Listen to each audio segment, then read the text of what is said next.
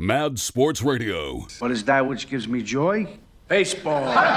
This is the Bronx is Burning podcast. There's no crying.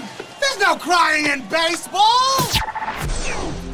Mike Damergis along with Marc Malusis and Dom Amore for the Bronx is Burning podcast.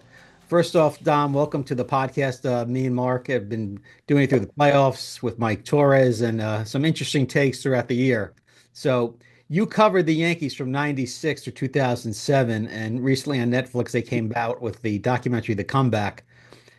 And of course, like most documentaries, it's kind of one-sided a little bit, but you get the sense the Yankees haven't been really the same since 2004. Now, what do you reflect on your days when you covered it? Yeah, well, it's very true. I thought the first crack in the Yankees' armor of invincibility, came in 2001. When they won those 3 games against Arizona at Yankee Stadium in dramatic fashion, that was the kind of thing that the Yankees had been doing for years to kind of break opponents' backs. That those kinds of victories, opponents kind of folded after that.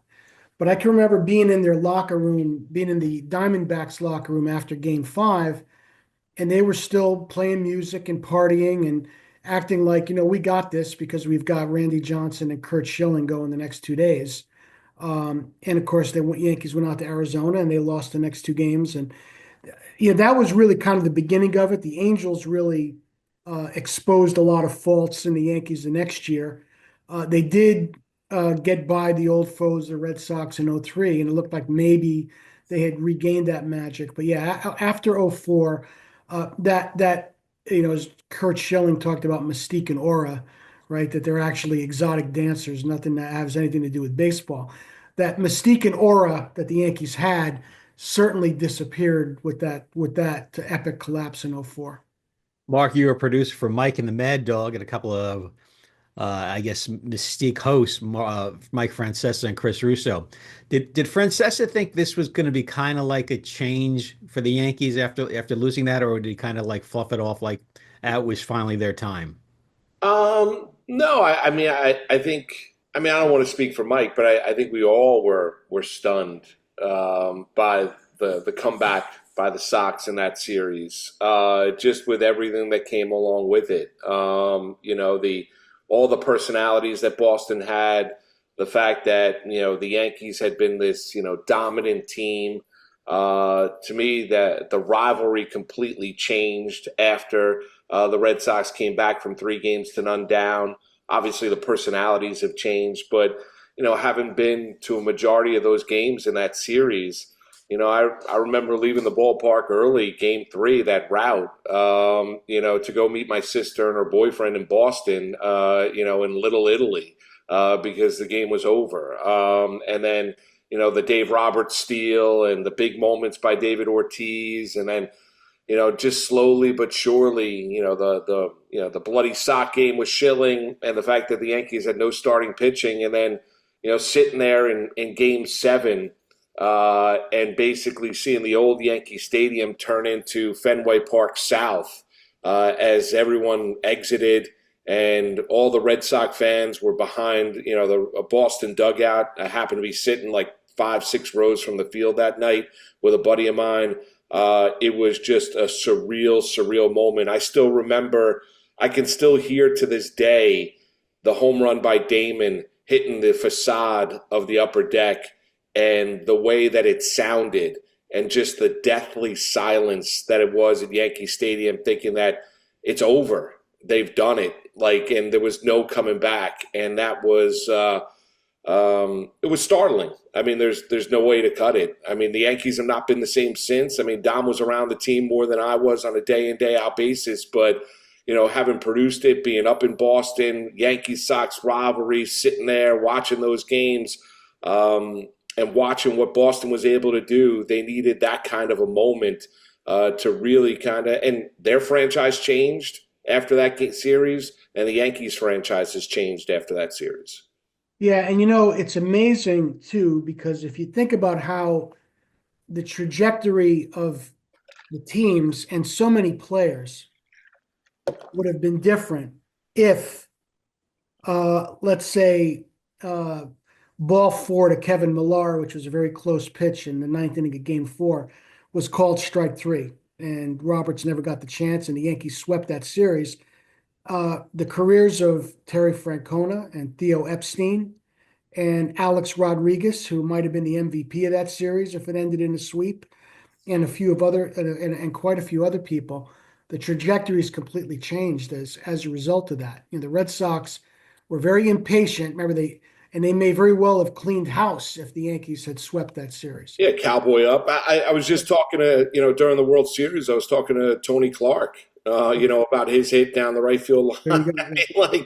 And he says to this day, people still come up to him and reminisce about that hit. He's still, on a daily or weekly basis, people talk to him about it. I was around a lot of the '04 Red Sox at an event at Mohegan Sun a couple of weeks ago, and we talked about it. And the one thing that always strikes me is that everyone who was involved in that series, everyone who remembers that series, can point to a different thing and say that's where you knew it had changed. The Roberts steal could have been one.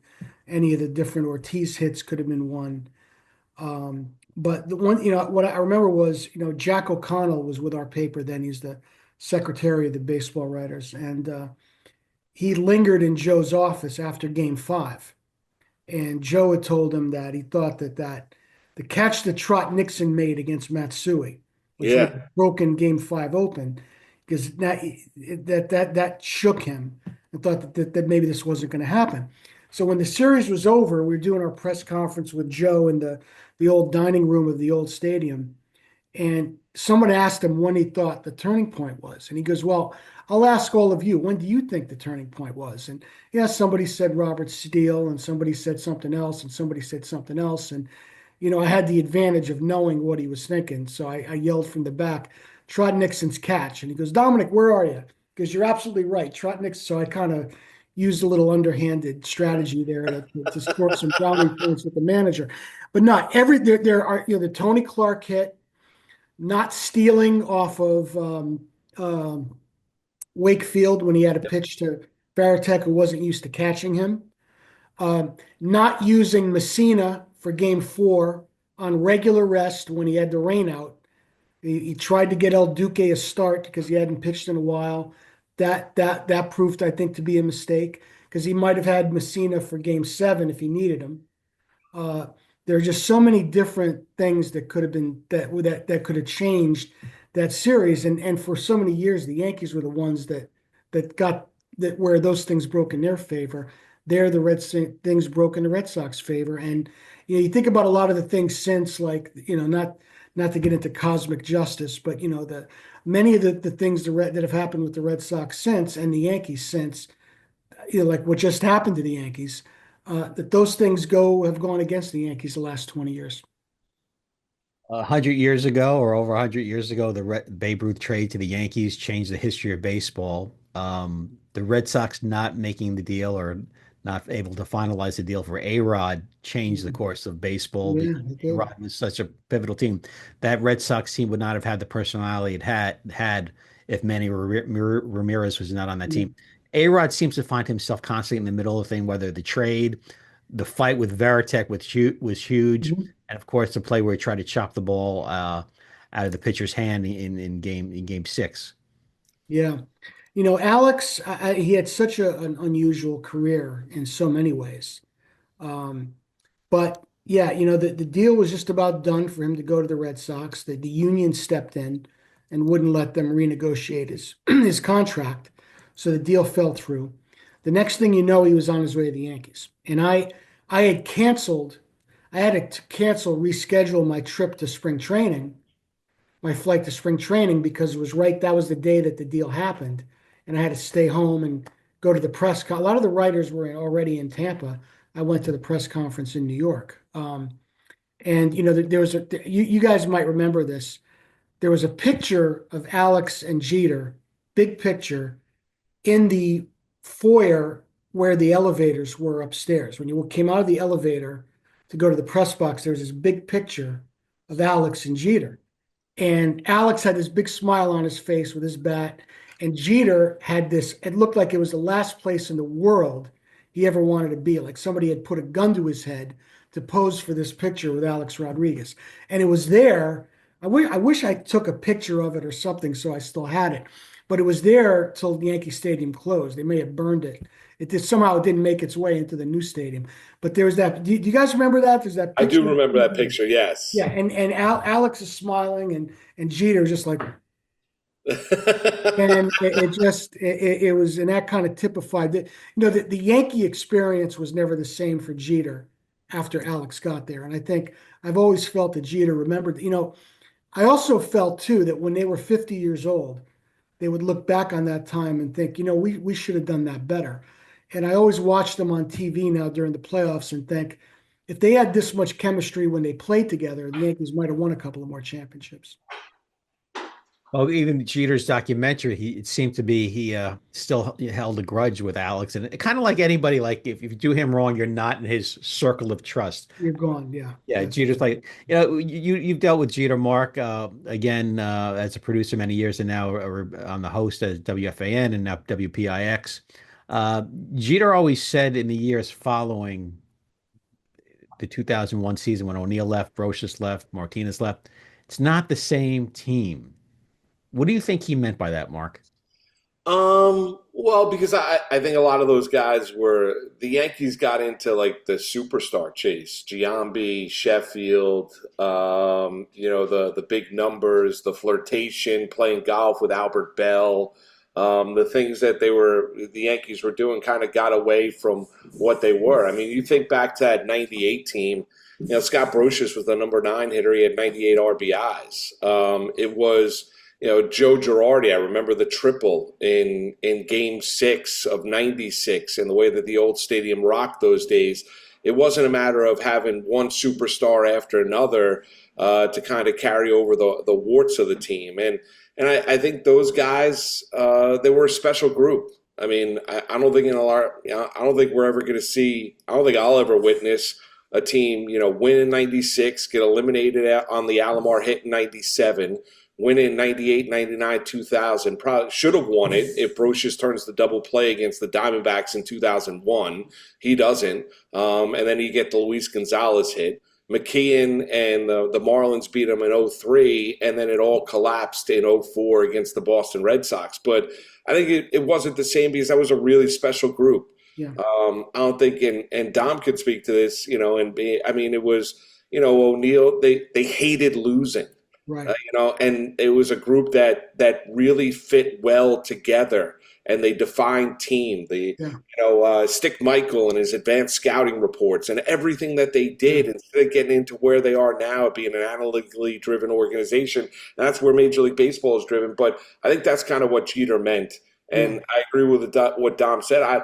Once A-Rod arrived, and he took friendly fire. I mean, because A-Rod was part of that inner circle. And then the whole idea at that time was Jeter wasn't as good as Tejada. Jeter wasn't as good as Nomar. Jeter wasn't as good as Alex Rodriguez. And then all of a sudden, a guy that he trusted is taking shots at Derek Jeter. And so for him, it was never the same. The relationship was never the same. Well, I think he also kind of felt that A-Rod engineered the trade to New York to try to steal Jeter's thunder.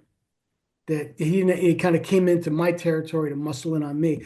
But, to get back to what Moose was saying, guys, that 98 team was the most perfectly put together team that ever existed, which is the reason that they won as many games as they did. They had a guy at every position who could play that position well and hit commensurate with that position. O'Neill was a legit right fielder. Bernie had his issues, but he was a legit center fielder. The second baseman, when he wasn't throwing the ball in the dirt, was a legit second baseman, Chuck Knobloch. Jeter. Tino was a great first baseman, Brocious. They had a gut. They were perfectly put together. After that team broke up, the Yankees started to revert back to what they were in the 1980s, if you go back that far, where they were always trying to shoehorn hitters into the lineup out of position. And kind of the if you remember in '06, they were trying to make Sheffield the first baseman, to keep Abreu in right field. And Matsui came back from an injury. They put him in left field when he couldn't really move anymore. And they didn't know what to do with Bernie. They all of a sudden, they're after 04 or 01 actually, they started just collecting big power hitters. Some of that in response to the establishment of the Yes Network, because they felt like they needed big stars in the lineup. It had to be about big stars, not about maybe guys fitting together. So they've never had that the pieces fit together thing that they had going 98, 99. And that has lasted to this day because, you see now they have Judge in center field where he really doesn't belong. He's really a right fielder. And Soto is in right field where he's not that great and they don't really know what to do with Stanton, and they're trying to, they've got Chisholm at third base where he's never played before. He's in the World Series at third base. And they wonder why he doesn't know where to go on cutoffs. He never played there before. So that idea of having the pieces fit together gave way to A, having big names in the lineup, and then B, the advent of analytics where they're trying to shoehorn hitters in there where they really don't belong. So they lost that feel of having the right pieces, players in the right spots. Yeah, and just to hammer at that, the other idea is, they had gamers. They didn't have those guys Bernie Williams to me is a perfect case in point. And I love Bernie and such a good man. But what I loved about Bernie is he took his game and he was a really good regular season player. But in the postseason, he took his performance to another level. And that no data points going to prove to that. That's something that either you have or you don't have. And the Yankees, unfortunately, have got away from that. They've gone to the back of the baseball card. So, O'Neill was a gamer. Posada, even with his defensive deficiencies at times, he had big-time hits. Brocious had big-time hits. It was just a different era of Yankee baseball. And I agree with it. Giambi, was an MVP candidate with the Oakland Athletics, but still he was a terrible defensive first baseman. Mm-hmm. Yeah. Gary Sheffield was just a tremendous offensive player, but limitations, and you could pitch to him in big time spots. He was always swinging for the fences, ridiculous bat speed. So they got away from all that, and the Red Sox that was a team that. Kind of when you look back at them in 04, the personality that they had, the belief that they had, the pitching that they had. And once they got the Yankees on the ropes, the Yankees really, and they had no pitching at the end of that series. Yeah, they ran on. Yeah, Sweeney Murdy predicted that the Red Sox would win 4 in a row. And then after the series, he said, I didn't say which 4 in a row they would win. If you remember the way that season played out. The Yankees jumped out to a big lead in the season. They were 8 or 9, or I think they were 10 or 11 games up after the Jeter game on July 1st when he dove into the stands.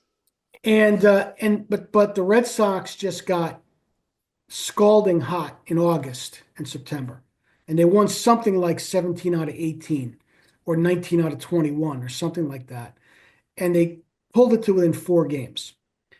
And the Yankees, their starting pitchers' earned run average was over 5 that year.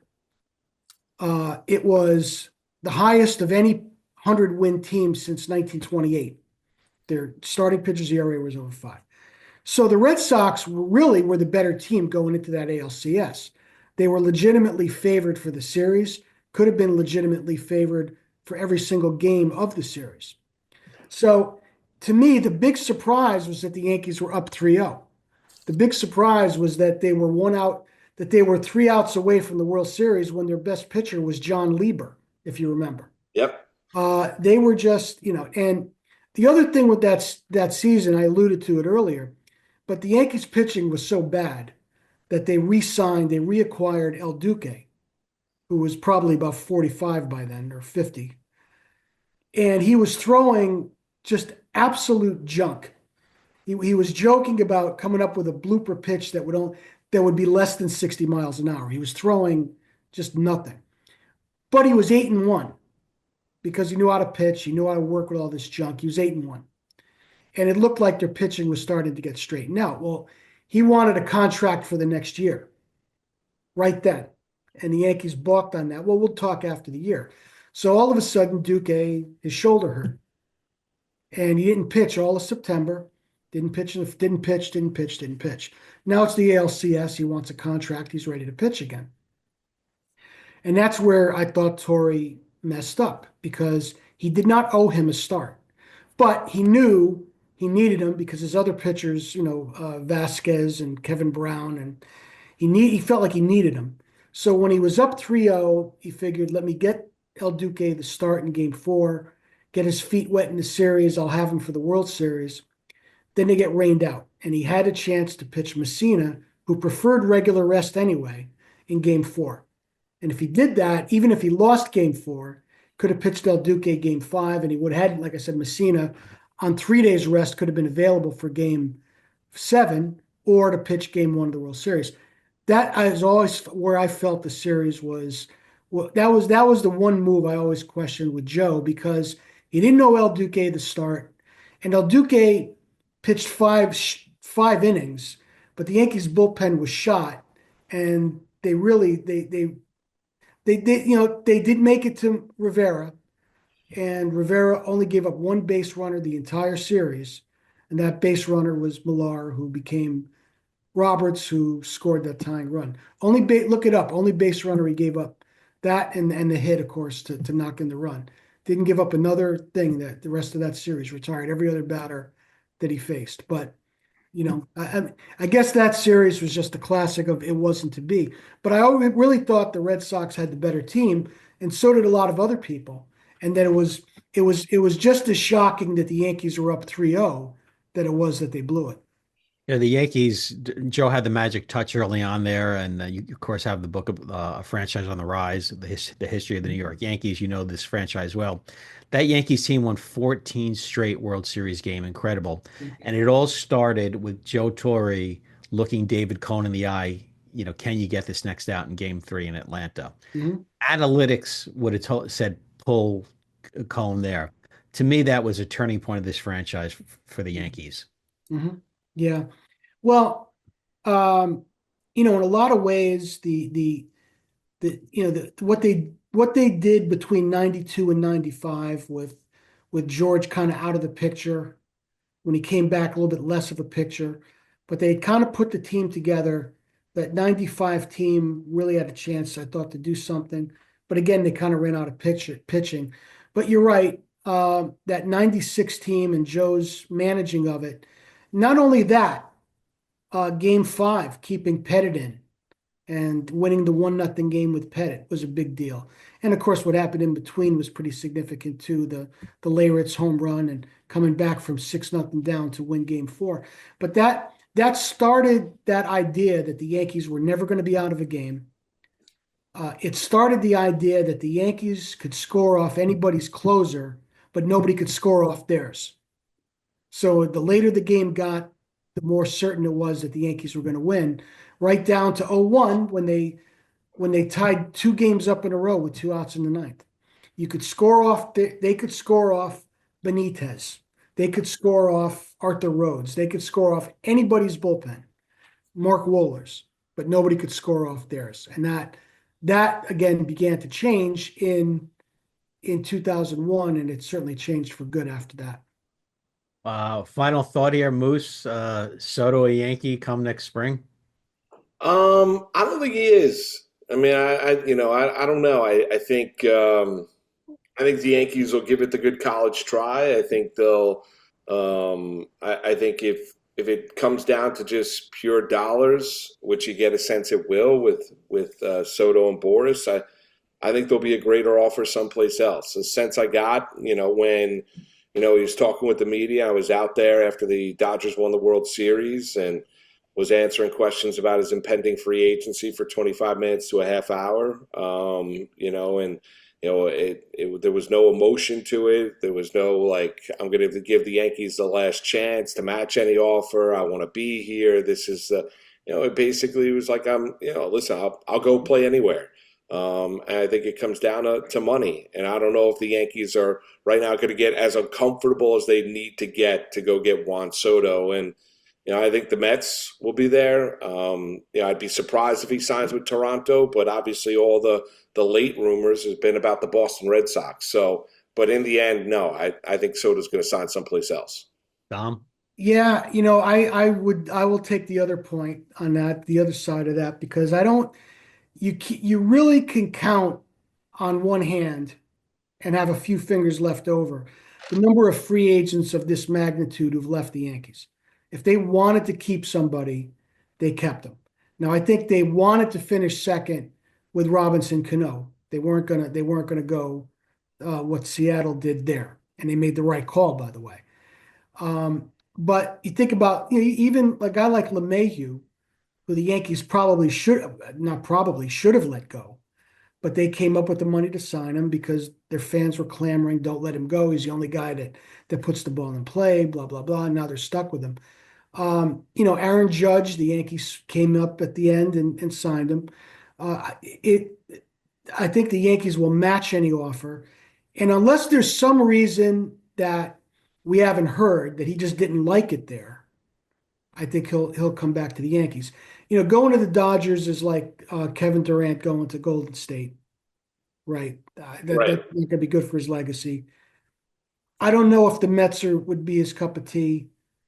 I can't see him going to Boston or Toronto. I really think a lot of things that you're seeing is Scott Boras, A, coaching him on what to say after the World Series, and B, things to get the Yankees to bid against themselves, which is kind of Scott Boras 101. So I believe at the end of the day, the Yankees will do whatever it takes to keep him, and that he really wants to be there, and he will keep him. I don't put a lot of stock. I saw the same things you did after the World Series, and I thought the same things. But I do think a lot of that is Boras telling him, don't talk like you don't want to leave the Yankees. We need the Yankees to think that you'll walk away for another nickel. No, I get that. That's fair. That's fair. I mean, but yes, I think in the end the Yankees will keep him. I hope you're right. It'd be great. I mean, him and Judge together for the foreseeable future would be awesome. Yeah. But again, you got Judge in center field for a long time, and it would be nice if they could figure out a way to get Soto to play left field, at least on the road. Yes. And Judge back in right. And then, he played left field at Fenway Park. He should be able to play left field anywhere. And then get a legit center fielder, because I think, and I'm not because Judge dropped the ball. That could happen to anybody anytime. But to me, Judge is an elite right fielder, and he's an average center fielder. And they have to clear some things up. I mean, listen, there's no doubt. Yeah, they have to get things up defensively. They've got to be better on the base paths. There's other things that hurt this Yankee team, and they got mocked by the Los Angeles Dodgers after the World Series. So we'll see exactly what they do now here in the offseason. I hope you're right about Dom. I hope you're right about Soto. It'd be great. That's just my instinct. The Yankees generally don't lose guys like this. Well, one guy that I hope hits the road is Gleyber Torres. So goodbye, Gleyber. See you again. Goodbye, Gleyber. I don't think you're going to have to worry about that. I think Chisholm will be the second baseman. Yeah. And there are a lot of, they could afford. I mean, it didn't work with Donaldson, but they could afford a third baseman on his way down, like an Arenado or even who might be able to give him just enough out of that position. But then they got to figure out first base too, which I think they will. But the other key, though, is Soto's got to make a decision quickly before a lot of these other guys are off the board, because the Yankees have to figure out how to surround him. No doubt. 100%. All right. That wraps up the Bronx is Burning podcast. For Marc Malusis and Dom Amore, I'm Mike Damergis.